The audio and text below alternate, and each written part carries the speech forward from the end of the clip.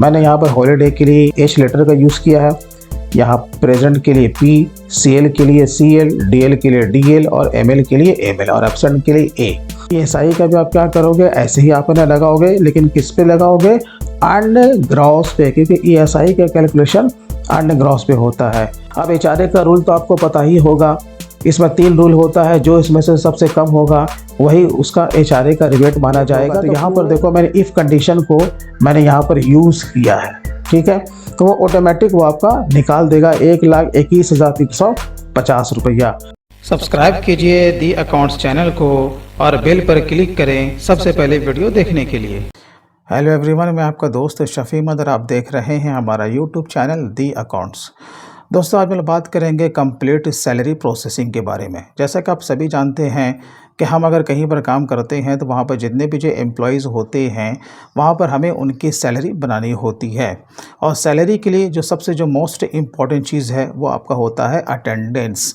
क्योंकि एम्प्लॉय हमारा जितने दिन काम करेगा हम उसी के हिसाब से उसे हम लोग सैलरी भी पे करते हैं, यानी कि नंबर ऑफ़ पेड डेज़ को आपको निकालना होता है। जो भी वहाँ पर आपका लीव होता है उसको मद्देनज़र रखते हुए आपको अटेंडेंस रजिस्टर को मेंटेन करना होता है, जो कि मैं आपको बताऊंगा उसे आपको एक्सेल में किस तरीके से करना है। फिर उसके बाद कहीं पर भी 10 या फिर 20 से अधिक अगर स्टाफ अगर हो जाते हैं तो वहाँ पर आपका पीएफ ईएसआई भी कंपलसरी हो जाता है। जब वो आपका कंपलसरी होगा तो उसके साथ साथ आपका प्रोफेशनल टैक्स भी हो जाएगा। और अगर किसी एम्प्लॉई की अगर टोटल जो ग्रॉस इनकम है अगर वो इनकम टैक्स के स्लैब को पार करती है तो फिर हमें उसका इनकम टैक्स का भी कैलकुलेशन करना होता है, जो कि मैं आज आपको इसी वीडियो में बताने वाला हूँ कि ये सारा काम स्टार्ट टू एंड आप एक्सेल में किस तरीके से आप कर सकते हो।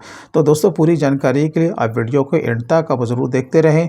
और दोस्तों, अगर आपको फ्री में अपना डीमैट अकाउंट ओपन करना है या फिर उसे रेफ़र करके आप कुछ पैसा कमाना चाहते हो या फिर ऑनलाइन आप ट्रेडिंग करना चाहते हो तो उसका लिंक इसी वीडियो के डिस्क्रिप्शन में है। आप वहां से जाकर के आप अपना फ्री में डीमैट अकाउंट ओपन कर सकते हैं। तो चलिए दोस्तों, आज के वीडियो हम लोग शुरू करते हैं।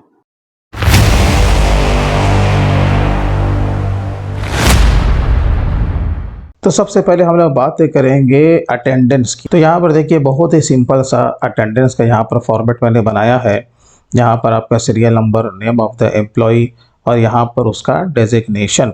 आप चाहें तो इसमें और भी कॉलम को इंसर्ट कर सकते हैं, जैसे कि उसका कॉन्टैक्ट डिटेल्स है, उसका एड्रेस वगैरह है, जो भी आप उसे इंसर्ट कर सकते हैं। जैसे कि यहाँ पर आपको ऊपर में आना है और आपको राइट क्लिक करना है, उसके बाद इंसर्ट, जितना कॉलम चाहे आप इसमें इंसर्ट कर सकते हैं। अगर आपको डिलीट करना है तो अगेन इस तरीके से यहाँ पर आएंगे और उसे डिलीट कर देंगे। उसके बाद यहाँ पर आपको क्या करना है, 31 तक आपको नंबर यहाँ पर इंसर्ट कर देना है। अब वो आपको कैसे करना है, बहुत ही सिंपल है। बस यहाँ पर आपको 1 प्रेस करना था और यहाँ पर आपको 2 प्रेस करना था, ठीक है। उसके बाद क्या करना है कि आपको इस तरीके से सेलेक्ट करना है, और जब इस तरीके से बन जाएगा तो आप यहाँ से लेके यहाँ तक आप इस तरीके से इसे ड्रैग कर देते राइट में, तो आपका 31 डेज आ जाता। अब सवाल यह है कि अब आपके फर्म में कौन कौन सा जो लीव है जो कि पेड लीव में आता है, ये आपको समझना बहुत ही इम्पोर्टेंट है। मैं आपको मोटे तौर पे बताता हूँ कि यहाँ पर मैंने 3 लीव को मैंने यहाँ पर ऐड किया है। जैसे कि आपका सीएल होता है, अब सीएल क्या होता है, कैजुअल लीव इसको हम लोग कहते हैं। उसके बाद है ये डीएल का मतलब क्या होता है, ड्यूटी लीव। बाकी आपका हो गया एमएल यानी कि मेडिकल लीव। अब हम लोग उसके आगे चलते हैं कि यहाँ पर जितना भी आप जो देख रहे हो एक एक लेटर आपको यहाँ पर पुटअप करना है और आपका अटेंडेंस शीट आपका बन के तैयार हो जाएगा। अब यहाँ पे आपको फार्मूला क्या लगाना है, बहुत ही सिंपल है। अब जैसे कि आपको टोटल संडे लाना है तो इक्वल टू आपको यहाँ पर जो फार्मूला लेना है वो काउंट इफ आपको लेना है, यहाँ पर से आपको दिख जाएगा। उसके बाद यहाँ से आपको जो कि उसके लेफ्ट साइड में जहाँ से आपको रो स्टार्ट होता है, आप उसको माउस से या अपने कीबोर्ड से इस तरीके से आपको 31 से लेकर के 1 तक आपको चले जाना। ये देखिए जैसे कि मैं आया ये 31 तक। उसके बाद आपको क्या करना है, कॉमा देना है। कॉमा देने के बाद जो कि संडे के लिए जो मैंने लेटर का यूज़ किया है वो एस है, तो यहाँ पर आपको इन्वर्टेड कॉमा में वो लेटर आपको पुटअप कर देना है। इन्वर्टेड कॉमा बंद कीजिए, ब्रैकेट दीजिए और उसके बाद इंटर मारिए, तो यहाँ पर आपका आ जाएगा। अब देखिए यहाँ पर जैसे संडे है ना, अब यहाँ पर आपको 4 दिख रहा है। मान के चलो कि मैंने यहाँ पर कुछ और मार दिया, ए मार दिया। ए हम जैसे मारते हैं तो यहाँ पर देखिए एक संडे आपका कम हो गया, ठीक है। तो इसी तरीके से आपको सब में फार्मूला लगा लेना है। मैंने यहाँ पर हॉलीडे के लिए एच लेटर का यूज़ किया है, यहाँ प्रेजेंट के लिए पी, सीएल के लिए सीएल, डीएल के लिए डीएल और एमएल के लिए एमएल और एब्सेंट के लिए ए। तो यहाँ पर क्या होता है, पेड डेज का माने क्या होता है, आपका संडे से लेकर के ये लीव तक का ये क्या हो गया, ये जिसके जोड़ देना है। और यहाँ पर आपका ऑटोमेटिक क्या निकल गया, एब्सेंट, क्योंकि एब्सेंट के लिए मैंने ए लेटर को यूज़ किया। ठीक है। अब जहाँ जहाँ पर आप जो पुटअप करेंगे वो देखिए यहाँ पर ऑटोमेटिक उसे वो कैलकुलेट वो कर लेगा। तो ये फुल्ली ऑटोमेटेड शीट है। चलो ठीक है। अब जैसे कि आपने अटेंडेंस तो बना लिया, अब आपको यहाँ पर सिर्फ नंबर ऑफ पेड डेज से मतलब होता है, ये इसी के आधार पर अब आपकी सैलरी बनने वाली है। अब जब सैलरी आप जब बनाओगे, हम लोग आते हैं सैलरी शीट में। ये देखो सैलरी शीट में आने के बाद अब आपको यहाँ पर कौन कौन सा कॉलम आपको इंसर्ट करना है, बहुत ही सिंपल है। उसी की तरह से आपको क्या करना है, serial number, name of the employee, उसका डेजिग्नेशन, उसका डेट ऑफ ज्वाइनिंग, अब उसे यहाँ पर पुटअप कर सकते हैं, उसका पैन नंबर, उसका पीएफ नंबर, उसका ईएसआई नंबर और उसका कॉन्टैक्ट डिटेल्स भी आप पुटअप कर सकते हैं। जैसे मैंने यहाँ पर bank account with IFSC code भी उसका यहाँ पर मैंने पुटअप किया है। और भी कुछ ऐड करना चाहें तो आप कर सकते हैं। यहाँ पर मैंने इसे पूरा मर्ज कर दिया है। एम्प्लॉय का यहाँ पर डिटेल्स आ गया। अब हम लोग आते हैं अर्निंग में। देखिए अर्निंग में हमने क्या क्या लिया है, जो भी आपके सैलरी के ब्रेकअप है, आपको टोटल ब्रेकअप को यहाँ पर पुटअप कर देना है। मैं मान लेता हूँ कि हमारी कंपनी में बस इतना ही सैलरी का ब्रेकअप है, जो कि ओवरऑल किसी को दिया जाता है और किसी एम्प्लॉय को नहीं दिया जाता है। Basic HRA, conveyance, LTA, others. अगर आपका कुछ और भी है तो आपको बस यहाँ पर राइट क्लिक करके आप कॉलम को इंसर्ट आप कर लेते। क्लियर है। चलिए, और सिंपली यहाँ पर आपको जोड़ लगा लेना है सम का, और बस आपको क्या करना है, इसको इस तरीके से नीचे आपको ड्रैग कर देना है। अब हम लोग आते हैं पेड डेज के ऊपर, क्योंकि आपको पता है कि ये तो उसकी ग्रॉस सैलरी है ना, लेकिन वो हो सकता है कि वो पूरा दिन काम ना करे, तो उसका नंबर ऑफ पेड डेज के हिसाब से आपका सैलरी को कैलकुलेट करना है। तो यहाँ पर आपको यहीं से ये जो सैलरी का ये जो अटेंडेंस है ना, यहाँ पर से उसी ऑर्डर से आपको कॉपी पेस्ट करना है। और आपको ये ध्यान रखना है कि नेम ऑफ द एम्प्लॉय को जो आपको लेना है वैसे ही आपको लेना है जैसे कि यहाँ पर, ऐसा नहीं कि उल्टा सीधा हो जाए। तो आपको क्या करना है, बस यहाँ से ऐसे कॉपी करना था और यहाँ ला करके उसे पेस्ट कर देना था। तो अभी मेरा नाम कुछ उल्टा सीधा है, लेकिन आपको ध्यान ये रखना है कि जैसे कि अटेंडेंस में आपका नाम रहेगा जिस ऑर्डर में, उसी तरीके से पे स्लिप में भी रहना चाहिए, ताकि आपको कॉपी पेस्ट करने में गलती ना हो। तो चलिए, तो यहाँ पर जैसे ही पेड डेज आप यहाँ पर डालते हैं तो यहाँ पर देखिए इसका अर्न ग्रॉस यहाँ पर निकल जाता है। तो देखिए यहाँ पर आपको फार्मूला किस तरीके से लगाना है। जैसे इसका पेड डेज कितना 31 डेज है, तो जैसे जैसे ये चेंज होगा वैसे वैसे इसकी अर्न ग्रॉस भी चेंज हो जाएगी। अब यहाँ पर इक्वल टू मारिएगा, यहाँ पर आपको ले लेना फार्मूला राउंड, टैब मारिए। अब आपको क्या करना है, इसे लेना। ठीक है। अब आपको इसे डिवाइड करना है नंबर ऑफ डेज से। जैसे कि हम लोग मार्च का बनाने जा रहे हैं ना, तो मार्च में कितना दिन होता है भाई, 31 दिन होता है। तो यहाँ पर वो ले लीजिएगा। ठीक है। तो यहाँ पर क्या हुआ, एक दिन का पगार मालूम हो गया। अब यहाँ पर सिंपली आपको क्या करना है, मल्टीप्लाई कर देना है। मल्टीप्लाई किससे करना है, तो 31 डेज से हो गया ना। बस यहाँ पर आपको कॉमा देके 0 देना है, ब्रैकेट को बंद कर देना है। तो ये देखिए यहाँ पर उसका निकल चुका। अब जैसे ही यहाँ पर वो चेंज होगा, जैसे मान के चलो कि 30 दिन होगा, तो यहाँ पर ऑटोमेटिक उसका वो पगार निकल जाएगा। 25 दिन होगा तो यहाँ पर उसका ऑटोमेटिक पगार निकल जाएगा। अब आपको सिंपली इसे ड्रैग कर देना है। जो भी फार्मूला बनाना है एक ही बार बनाना है और उसे आपको ड्रैग कर देना है। तो ये तो रहा फार्मूले की बात। और यहाँ पर देखिए अर्न बेसिक, ये इसे भी आपको अलग से निकालना पड़ेगा। वो इसलिए निकालना है कि आपको पता है कि ईएसआई का जो कैलकुलेशन किया जाता है वो ग्रॉस भी किया जाता है, और पीएफ का कैलकुलेशन बेसिक प्लस डीए भी किया जाता है। तो हमारे यहाँ पर तो डीए है नहीं, क्योंकि हमारी कंपनी में डीए नहीं दिया जाता है। अगर आपका है तो आप दोनों को जोड़ करके पीएफ का कैलकुलेशन करना। ठीक है। तो यहाँ पर आपको उसी तरीके से क्या करना है कि यहाँ पर आपको अर्न बेसिक में निकाल लेना है। तो बस वही आपको फार्मूला यहाँ पर लगाना था। इक्वल टू आपको यहाँ पर लेना था, यहाँ पर आप राउंड लेते, जहाँ में आपका इसका बेसिक है। देखिए यहाँ पर हम लोग आ गए, डिवाइडेड बाय 31 मल्टीप्लाई दीजिए, उसके बाद नंबर ऑफ पेड डेज। ठीक है। यहाँ पर आपको कॉमा दे के 0 देना है और उसके बाद एंटर प्रेस कर देना है और नीचे आपको कॉपी पेस्ट या फिर इसको ड्रैग कर देना है। अब आप आइए यहाँ पर पीएफ का आपको फार्मूला लगाना है। तो आपको जैसे कि मैंने कहा कि पीएफ जो निकलेगा वो बेसिक पे, तो कौन सा बेसिक, ये वाला बेसिक नहीं, क्योंकि वो पूरा दिन काम नहीं करता है ना। तो यहाँ पर क्या होगा, नंबर ऑफ पेड डेज के हिसाब से आपको निकालना है। तो यहाँ पे इक्वल टू आपको राउंड लेना है और राउंड लेने के बाद आपको इसके ये जो अर्न बेसिक है आपको इसे सेलेक्ट करना है। तो यहाँ पर देखिए इक्वल टू राउंड हमने लिया, इसका बाजू में यहाँ पर उसे सेलेक्ट कर लिया कीबोर्ड से। उसके बाद आपको क्या करना है, गुना 12/100, यानी कि 12% का होता है ना पीएफ का कंट्रीब्यूशन। तो यहाँ पर आपको कॉमा देना है, यहाँ पर 0 देना है, तो यहाँ पर इंटर आपको प्रेस कर देना है। फिर आपको इसे भी जैसे कि मैंने कहा उसके ड्रैग कर देना, तो आपको वैसे ही इसे नीचे तक आपको ड्रैग कर देना है। ये एसआई का भी आप क्या करोगे, ऐसे ही आपने लगाओगे, लेकिन किस पे लगाओगे, अर्न ग्रॉस पे, क्योंकि ईएसआई का कैलकुलेशन अर्न ग्रॉस पे होता है। तो चलिए मैं आपको बता देता हूँ इसे भी आपको कैसे लगाना है। इक्वल टू राउंड लेना है, ये जो आपका अर्न ग्रॉस है आपको ये ले लेना है, जो भी इसका कंट्रीब्यूशन हो। जैसे कि मेरे हिसाब से अभी 1% है, ये कभी कभी चेंज भी होता रहता है, तो आपको चिंता नहीं करना है, एक बार खाली अपडेट हो जाना है। तो आप आपको इस तरीके से यहाँ पे लगा लेना, ठीक है। और आपको दोनों को नीचे क्या करना है भाई, ड्रैग कर देना है, ठीक है। अब देखिए, अब यहाँ पर सवाल यह है कि सबका तो पीएफ और ईएसआई तो नहीं कटेगा लॉ के मुताबिक, इसकी सैलरी बहुत हैंडसम है, तो मान के चलो कि इसका ईएसआई नहीं कट रहा है, तो यहाँ पर आपको 0 मार देना है, यानी कि उसे डिलीट कर देना है। जिसका कटेगा उसमें फार्मूला रहेगा, जिसका नहीं कटेगा उसका फार्मूला हट जाएगा। बहुत ही सिंपल है। तो जिसका पीएफ या ईएसआई के कंट्रीब्यूशन नहीं है आपको उसे यहाँ पर से डिलीट मार देना है। क्लियर है। चलिए अब आइए प्रोफेशनल टैक्स के ऊपर।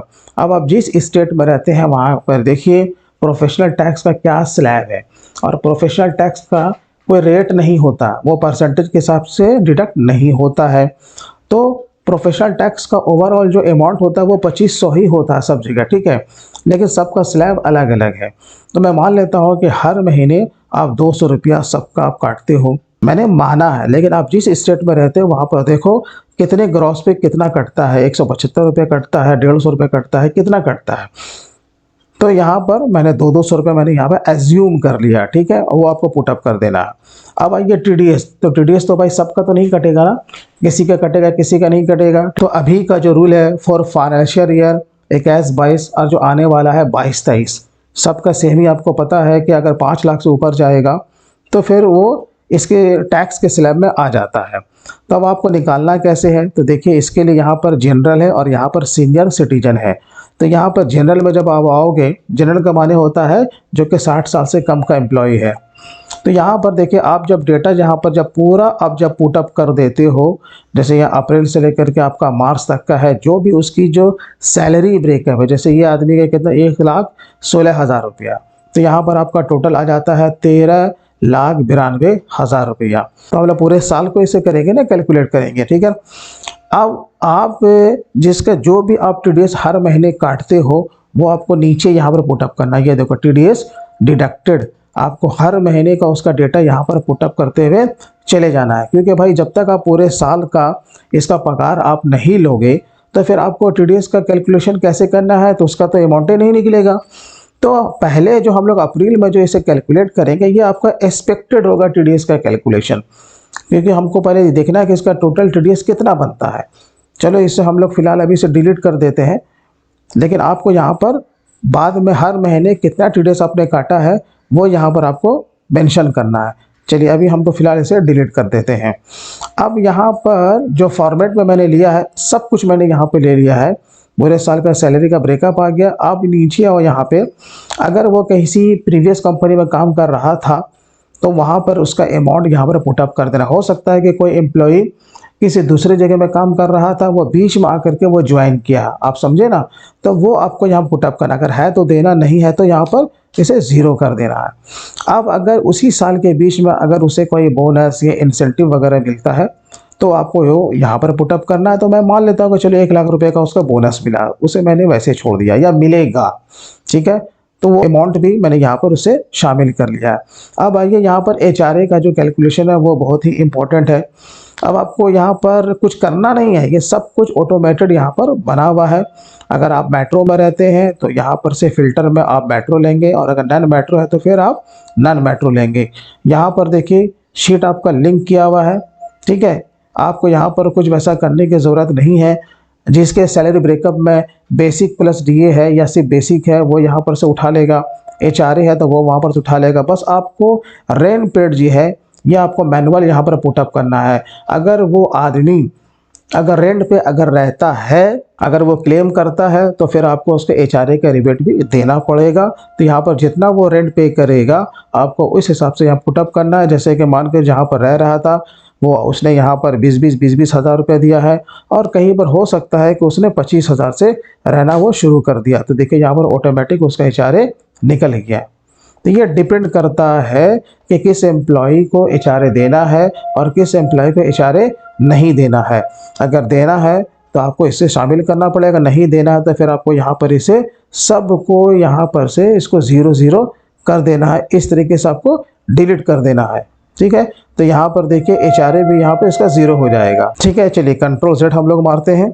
अब एचआरए का रूल तो आपको पता ही होगा, इसमें 3 रूल होता है। जो इसमें से सबसे कम होगा वही उसका एचआरए का रिबेट माना जाएगा। तो पूरे आपको महीने का ब्रेकअप आपको निकालना है। तो यहाँ पर देखिए उसका लिंक क्या हुआ वो ऑटोमेटिक आ जाएगा। अब आइए सैलरी पे हम लोग आते हैं। यहाँ पर देखिए टोटल जोड़ यहाँ पर आ चुका है। अब देखिए अब जैसा कि स्टैंडर्ड डिडक्शन है, स्टैंडर्ड डिडक्शन आपका कितना भाई 50,000 है।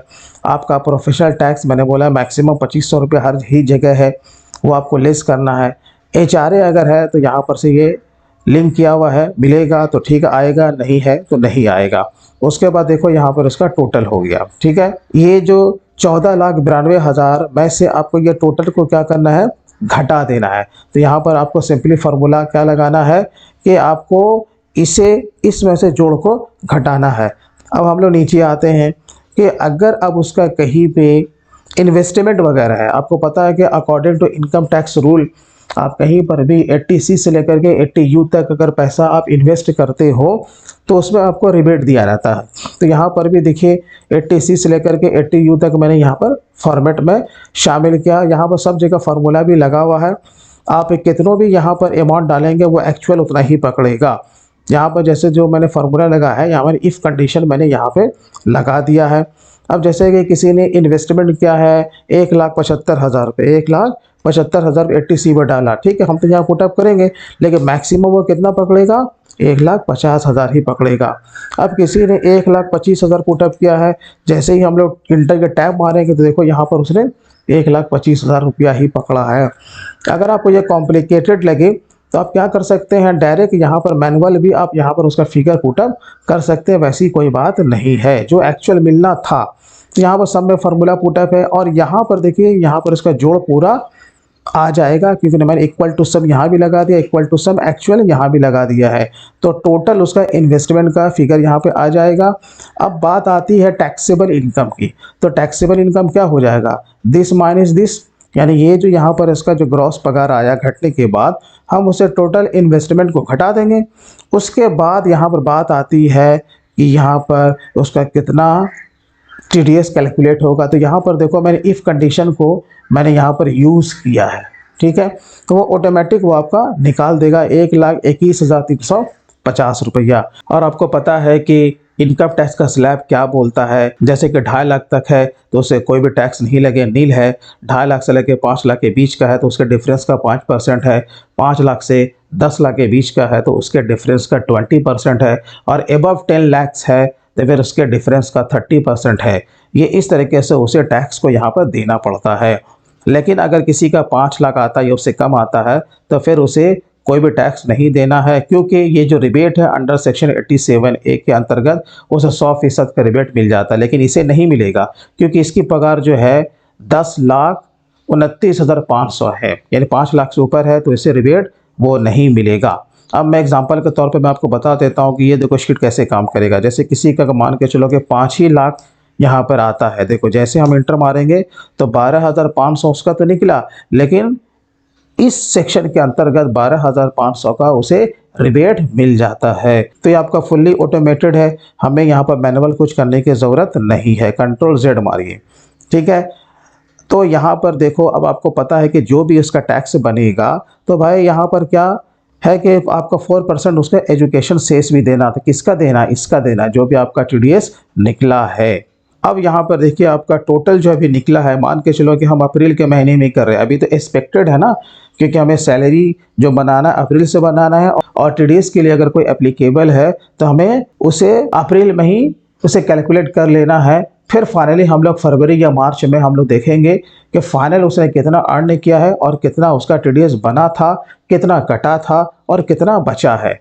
तो यहाँ पर देखो टीडीएस अगर उसका किसी प्रीवियस कंपनी काटा है तो हम यहाँ पर पुटअप करेंगे। बाकी इधर वाला जो है ये यहाँ पर से देखो, ये लिंक मैंने यहाँ पर किया है, ये टोटल मैंने लिया है जो कि मैंने फिलहाल अभी यहाँ पर डिलीट कर दिया था। ऑटोमेटिक यहाँ पर आएगा 1,26,204 रुपया यहाँ पर उसे पूरा देना है। अब यहाँ पर एक बार हम उसे इक्वल टू मारेंगे और इसे यहाँ पर से सेलेक्ट कर लेंगे, डिवाइडेड बाय 12 करेंगे। ठीक है, हम देखते हैं कि इसका कितना मंथली बनता है। तो मेरे हिसाब से 10,517 रुपया बनता है। ठीक है, तो हम यहाँ पर आएंगे और हर महीने उसका अप्रैल में उतना टीडीएस हम काट लेंगे। ठीक है ना, तो वो यहाँ पर आपको पुटअप करना पड़ेगा। 10,000, चलो 500 रुपये काटते हैं। तो इस तरीके से हम लोग जब इसे पुटअप करेंगे हर महीने डाटा जब हम लोग बनाएंगे तो इसका यहाँ पर दिखा देगा कि कितना टीडीएस अभी उसका काटा गया और कितना बच रहा है। ठीक है, तो ये आपको कहाँ लेना था भाई? सैलरी शीट में लेना था, है ना। इतना काम करने के लिए आपको इतना काम करना पड़ेगा। चलिए, एडवांस अगेंस्ट सैलरी। अब अगर उसने किसी महीने में एडवांस अगर लिया था तो उसको क्या करना है भाई? सैलरी से काटना है ना। तो वो फिगर आपको यहाँ पर पुटअप करना है। मान के चलो कि 5,000 रुपये उसका हर महीने हम लोग काटते हैं, तो यहाँ पर उसका लेस हो जाएगा। ठीक, अब अदर डिडक्शन है, कुछ और भी है तो काट सकते हैं। जो आपका ग्रुप इंश्योरेंस भी कटता है, वेलफेयर भी कटता है, तो आप यहाँ पर से उस तरीके से डिडक्शंस पर कॉलम को इंसर्ट कर सकते हैं। और यहाँ पे आपको टोटल जो डिडक्शन है उसके लिए आपको एक अलग से कॉलम जोड़ना है ताकि पता चल सके कि इस एम्प्लॉय का टोटल डिडक्शन कितना है। आपको सम लगा लेना है। अब नेट पेबल, नेट पेबल तो बहुत इजी है। आपको क्या करना है, ये जो अर्न ग्रॉस है, टोटल ग्रॉस पे नहीं, अर्न ग्रॉस पे, क्योंकि नंबर ऑफ पेड डेज के हिसाब से जितना उसका ग्रॉस आया है उसमें से टोटल आपको डिडक्शन को घटा देना है। ठीक है, और रिमार्क्स है, अगर आपको कुछ रिमार्क्स वगैरह देना है किसी से भी रिलेटेड, जैसे कि एडवांस के अगेंस्ट में यहाँ पर आपने पैसा काटा है तो इसका कितना किस्त हुआ है वो आप यहाँ पर पुटअप कर सकते हैं। जो आज आप फार्मूला लगाया है आपको इस तरीके से उसे ट्रैक कर देना है। ठीक है, तो अब जो हर एम्प्लॉय का जो नेट पेबल जो अमाउंट निकला है वो यही निकला है। ठीक है, अब आपको जैसे कि आपको पता है कि इसका पेमेंट अब आप कैसे करोगे, कैश में करोगे या फिर आप अकाउंट ट्रांसफ़र करोगे। तो जैसा कि आप जानते हो कि भाई हर जगह अकाउंट ट्रांसफ़र ही होता है। तो सिंपली आपका जो भी बैंक का फॉर्मेट होगा वो आपको फॉर्मेट बना लेना है। जैसे कि यहाँ पर आप जब आओगे बैंक में तो यहाँ पे एक मैंने सिंपल सा फॉर्मेट मैंने अपने हिसाब से बनाया है, वो आपको बैंक अपना फॉर्मेट दे देगी। आपको वो फॉर्मेट एक्सेल में बना लेना है। बस आपको यहाँ पर क्या करना है, कॉपी पेस्ट करना है। यहाँ पर आओगे, एम्प्लॉय का नाम उठा लोगे, ठीक है, और यहाँ ला करके आपको पेस्ट कर देना है जहाँ पर भी उसका फॉर्मेट होगा। फिर यहाँ पर उसका जो अमाउंट है ये वाला, यानी कि नेट पेबल सैलरी शीट में आते हैं, ये वाला फिगर आपको यहाँ से कॉपी पेस्ट करना है। और जब कॉपी पेस्ट करोगे तो कैसे करोगे मैं आपको बता देता हूँ। ये यहाँ पर से मैंने Ctrl+C से कॉपी किया और यहाँ पर जैसे बैंक में आओगे तो आपको यहाँ पर राइट क्लिक करना। राइट क्लिक करने के बाद आपको चले जाना पेस्ट स्पेशल में। ठीक है, पेस्ट स्पेशल में जाकर आपको वैल्यू लेना, ठीक है, क्योंकि वहाँ फार्मूला लगा हुआ है। आपको इस तरीके से यहाँ पर इसे कॉपी पेस्ट करना। फिर यहाँ पर आपका अकाउंट नंबर और यहाँ पर उसका IFSC कोड आपको यहाँ पर से पुटअप करना है। वो भी आपको यहाँ पर से आना था। और यहाँ पर आप देखो शुरू में ही हम लोगों ने उसका अकाउंट का डिटेल्स यहाँ पर लगा कर रखा है। फिर यहाँ पर से इसे इस तरीके से कॉपी करना है, Ctrl+C मारना है और यहाँ पर बैंक में आना है। पहले इसे बाजू में से Ctrl+V करना, ठीक है, क्योंकि यहाँ पर क्या है ना कि इसमें दोनों चीज़ इसका मिला हुआ है, IFSC कोड और प्लस बैंक अकाउंट नंबर। तो इसे अलग अलग कॉलम में देना है ना। तो यहाँ पर इसे अलग अलग करने के लिए आपको डाटा में जाना है। डाटा में जाने के बाद टेक्स्ट कॉलम में जाना है और यहाँ पर आपको नेक्स्ट करना है। यहाँ पर बीच में जो स्पेस है तो इसको अलग करने के लिए आपको स्पेस पे ही क्लिक करना है। देखो यहाँ अलग हो गया, नेक्स्ट देन फिनिश। तो ये आपका अलग अलग हो गया। तो आपको ये क्या करना था, बैंक अकाउंट को बैंक अकाउंट के कॉलम में डालना था और आईएफएससी कोड को आईएफएससी के इसमें डालना था। कॉपी पेस्ट आप इसे कर लेना। तो देखो कितना इजी वे में आपका यहाँ पर ये सैलरी बन के तैयार भी हो गया। और इसका बस सिंपली आपको प्रिंट आउट लेना, जो भी प्रोसीजर है वो आपको आगे कर लेना है। एक आपको चेक बनाना है और बैंक को भेज देना है, तो सबके अकाउंट में पैसा वन टाइम में आ जाएगा। ठीक है। अच्छा, जब इतना काम हो गया, सबकी घंटी बज गई, तो सब लोग क्या मांगेंगे आपसे, पे स्लिप मांगेंगे। तब आपको पे स्लिप कैसे बनाना है, तो पे स्लिप का यहाँ पर सिंपल सा फॉर्मेट है। यहाँ पर मैंने वी लुकअप फार्मूला को मैंने यूज़ किया है। अब यहाँ पर जो डेजिग्नेशन है सब कुछ ऑटोमेटिक आएगा। तो जैसे ही मैं यहाँ पर आऊँगा सैलरी शीट में, जैसे कि यहाँ पर ये मनोज झा है, यहाँ पर मैं इसे कॉपी करूँगा, पे स्लिप में आऊँगा और यहाँ पर इसे पेस्ट करूँगा। ठीक है। तो यहाँ पर देखो उसने टोटल यहाँ पर उसका पगार निकाल दिया है और ये ऑटोमेटिक यहाँ पर उसका ये देखो जो 28,177 रुपया है वो यहाँ पर ऑटोमेटिक पकड़ रहा है। इसी तरीके से आप दूसरे किसी के लो, यहाँ पर से देखो मैं किसी को भी यहाँ पर कॉपी करता हूँ, यहाँ पर पे स्लिप में आता हूँ, यहाँ पर नाम की जगह मैं पेस्ट करता हूँ। तो देखिए 42,700 रुपया उसका ऑटोमेटिक आ गया ना। इसकी ये ग्रॉस है, ये उसके एक्चुअल हो गया। ठीक है, क्योंकि ये पूरा दिन काम करता है ना। और यहाँ पर उसका डिडक्शंस भी आ गया 42,700 यहाँ पर रुपीज़ में भी आ गया। अब यहाँ पर एक बार चेक कर लेते हैं कि मेरा फार्मूला सही है भी या नहीं है। ये देखो 42,700 है। क्लियर है। तो इस तरीके से आपका पे स्लिप भी बन जाता है। यहाँ पर वी लुकअप आपको लगा लेना है। तो कैसे लगाना है, चलिए मैं आपको एक बना के मैं दिखा देता हूँ। यहाँ पर जैसे कि डेजिग्नेशन मुझे ऑटोमेटिक लाना है, इक्वल टू वी लुकअप आपको प्रेस करना है। ठीक है। अब यहाँ पर से जो कि लुकअप वैल्यू है, यानी किसके थ्रू लाना है, तो नेम के थ्रू आपको इस सेल पे आपको क्लिक कर देना है, क्योंकि इसी से हमको लाना है ना। हो सकता है कि आपके फर्म में एम्प्लॉय का कोड चलता हो, तो नाम के ऊपर आपको एक कोड का एक रो आपको इंसर्ट कर देना है, तो उस पर फॉर्मूला लगेगा। उसके बाद कॉमा दीजिए, यहाँ बोल रहा है टेबल एरी, तो आपको सैलरी शीट में आना है और यहाँ पर आपको सबसे स्टार्टिंग में जो है वहाँ पर से पूरे रेंज को ले लेना है। यह देखिए यहाँ पर से कलाम खान से जो स्टार्ट हुआ है आपको नीचे तक आ जाना है जहाँ तक आपका बना हुआ है। उसके बाद आपको राइट साइड में पूरा आपको चले आना है। ये देखिए यहाँ तक आप चाहे तो रिमार्क्स भी यहाँ तक भी ले सकते हैं, कोई दिक्कत वैसा नहीं है। अब आपको कहीं पर क्लिक नहीं करना है। उसके बाद आपको कॉमा देना। ठीक है। कॉमा देने के बाद यहाँ पर कह रहा है column index number. Column index का नंबर होता है कि आप किस चीज़ को लेकर के आना चाहते हैं। तो यहाँ पर हम जब इसे इस तरीके से स्क्रॉल करके बाएं तरफ आएंगे तो हम लोग इसे ऊपर कर देते हैं। ये देखिए अब जैसे कि हमें वहाँ पर क्या लाना था, उसका डेजिग्नेशन। और जो डेजिग्नेशन है वो 1 और 2, मतलब के नेम के बाजू में जो दूसरा वाला कॉलम है ना, तो नंबर स्टार्ट यहाँ से होगा 1 और 2। इसका मैंने 2 वहाँ पर प्रेस कर देना है, तो वो वहाँ पर से ऑटोमेटिक आ जाएगा। यहाँ पर 2 मारा, उसके बाद आपको कॉमा देके 0 देना है, देन इंटर मारना। ये देखिए जैसे इंटर मारिएगा तो सेल्स मैनेजर उसका अपने से आ गया। अब आपको क्या करना है, इसी फार्मूले को कॉपी पेस्ट आपको करना है कि इसको कौन सा कॉलम में है। अब पैन नंबर एक बार देख लीजिए कौन से कॉलम में है, तो उसके बाजू में है, तो इसका माने 2 के बाद 3 लगेगा, है ना। उसके बाद आपको बेसिक उठाना था, HRA उठाना था, आपको नंबर काउंट कर लेना है। जैसे 1 2 3 4 5 6 7 8, ये आपका 8वें आपका कॉलम में है। तो आप देखो यहाँ पे स्लिप में जब आओगे तो यहाँ वी लुकअप में देखो आपको यहाँ पर 8 ही आपको दिखेगा, है ना। तो इस तरीके से आपको कॉपी पेस्ट आपको कर लेना है। तो आप पे स्लिप भी आप आराम से बना रहे हो, जिसका जिसका बना लोगे। अब उसका प्रिंट आउट ले लेना 1 बाय 1 करके, तो आपका यहाँ पर पे स्लिप भी बन के तैयार हो जाता है। अब यहाँ पर जैसे कि आपको मैंने बताया कि आपको हर एक आदमी के लिए इनकम टैक्स के लिए आपको यहाँ पर एक शीट आपको खोलना पड़ेगा। प्लस यहाँ पर सीनियर सिटीजन अगर कोई है तो सीनियर सिटीजन का आपको पता है कि 3 लाख तक का उसका एग्जैम्प्टेड होता है ना, और नॉर्मल में क्या होता है 2.5 लाख तक का होता है। तो मैंने दोनों को मैंने सेपरेट मैंने कर दिया है। तो आप इस शीट के माध्यम से आप किसी भी फर्म में अगर काम करते हो, अगर सैलरी प्रोसेसिंग अगर वहाँ पर हो रहा है, तो इस शीट के ज़रिए से आप आसानी से आप अपना सैलरी आप बना सकते हो। तो दोस्तों अगर ये पूरा कंप्लीट फाइल आपको चाहिए तो ये भी आपका वीडियो के डिस्क्रिप्शन में मिल जाएगा। आप वहाँ से इसे सिंपल वे में इसे डाउनलोड कर सकते हैं। दोस्तों अगर वीडियो अच्छा लगा हो तो कम से कम अभी इसे लाइक ज़रूर कीजिएगा, और अभी तक अगर आपने हमारे चैनल को सब्सक्राइब नहीं किया तो प्लीज़ कर लें और बेल पर भी ज़रूर क्लिक करें। तो दोस्तों फिर मिलते हैं किसी दिन किसी नए टॉपिक के साथ, तब तक take care and bye bye.